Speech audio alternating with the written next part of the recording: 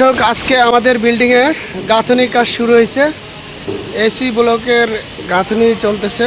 এই যে আমাদের মিস্ত্রি সাহেব, সে বরাবর কলাম বরাবর সুতা ধরছে। সুতা ধরে অ্যালাইনমেন্ট যাতে বাঁকা না হয় সেজন্য পুরোপুরি ট্রাই করতেছে। এই যে দেখেন, কলাম থেকে আমরা 10 মিলি হচ্ছে গ্যাপ রাখছি, কেননা প্লাস্টারের জন্য 10 মিলি ছাড়তে হয়েছে। আর এই যে কাজ চলতেছে সবাই। আমাদের এখানে এখনও ওই রকম হাইটে উঠি নাই, যার কারণে হার্নেস ব্যবহার করি না। আর উপরে উঠলে আমরা হার্নেস ইউজ করব।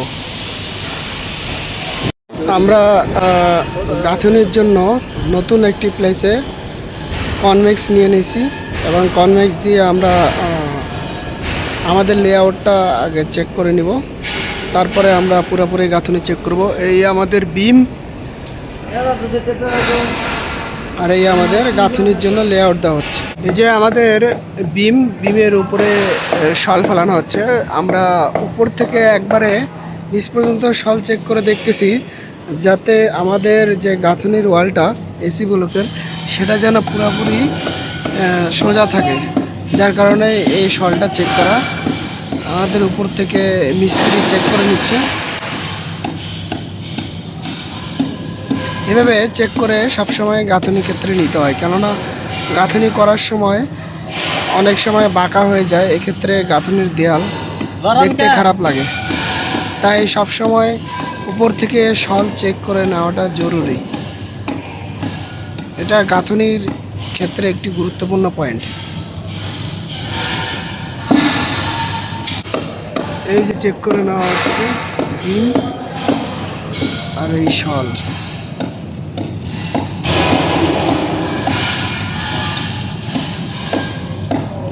ঠিক আছে, আর একটু বাইরে যাবে না? আমাদের এখানে শল নেওয়া হয়েছে 10 মিলি। আমরা ক্লিয়ার রাখতেছি প্লাস্টারের জন্য। হ্যাঁ, ঠিক আছে। আমরা এই বাসটা চেক করে নিয়েছি। এখন আমাদের যে কলাম টু কলাম ডিস্টেন্স, সেটার আর একটা কলামে যেটা সোজা আমরা গাঁথনিটা স্ট্রেট করব, ওই পাশে কলামটাও নেওয়া হচ্ছে, চেক করে নেওয়া হচ্ছে আর কি।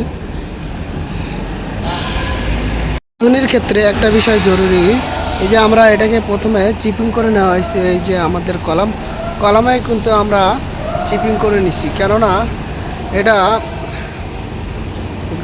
দেয়ালের গাঁথনি বন্ডিং করতে সুবিধা হয়।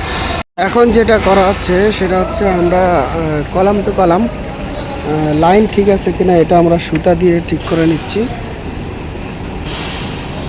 যদি কোনো কারণে যদি একটু গ্যাপ থাকে, সেটা আমরা এইভাবে ক্লিয়ার করে নিই।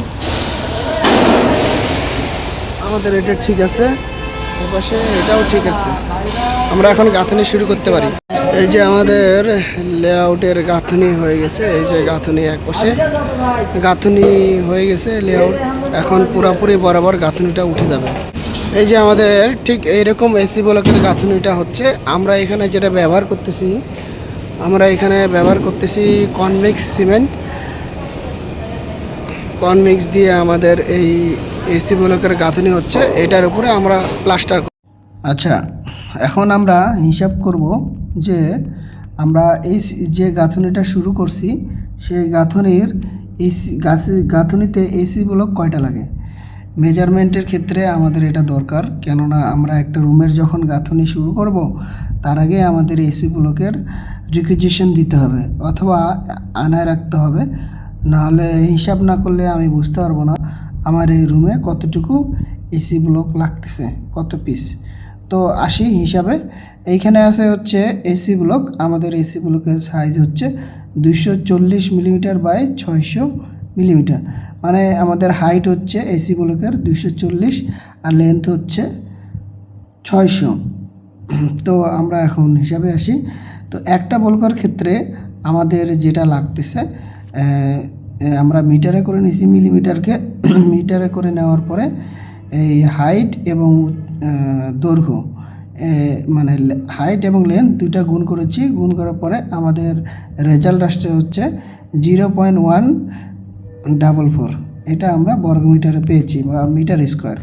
তো আমরা যেটা জানি 1 বর্গমিটার বা 1 metre square is equal to 10.76 square fit.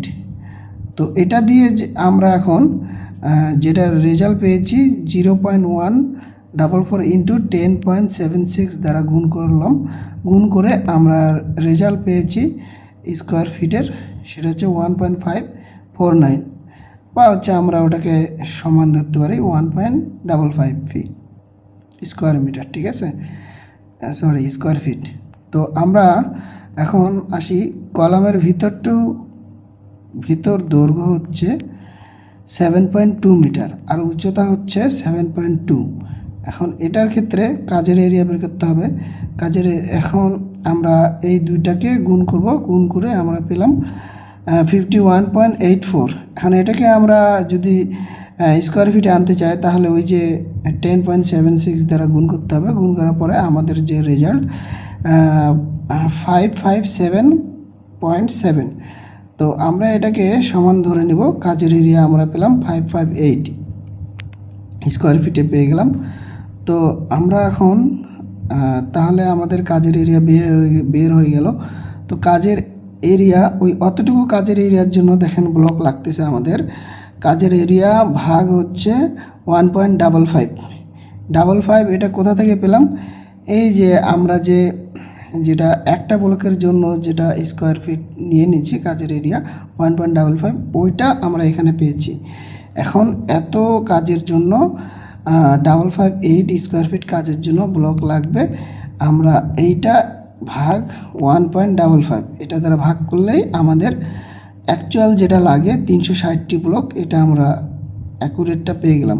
কিন্তু আমাদের ক্ষেত্রে দেখা যাচ্ছে ব্লক গাঁথনির ক্ষেত্রে অনেক সময় ব্লক ভেঙে যায়, আনলোডিংয়ের সময় ব্লক ভেঙে যায়, তারপর হচ্ছে ক্যারি করার সময় ব্লক নষ্ট হয়ে যায়। তো এক্ষেত্রে আমাদের ওয়েস্টেজ ধরতে হয়।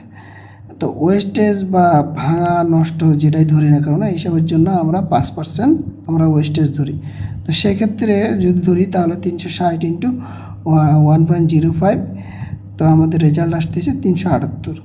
তো আমরা ইকুয়াল করে নিই 380টি ব্লক এখানে লাগতেছে। তো আমাদের 7.2 উচ্চতা বা দৈর্ঘ্য, লেন্থ অথবা হাইট এই রুমের জন্য আমাদের 380টি পিস ব্লকের আমাদের প্রয়োজন হচ্ছে। তো ধন্যবাদ সবাইকে, আশা করি সবাই বুঝতে পেরেছেন।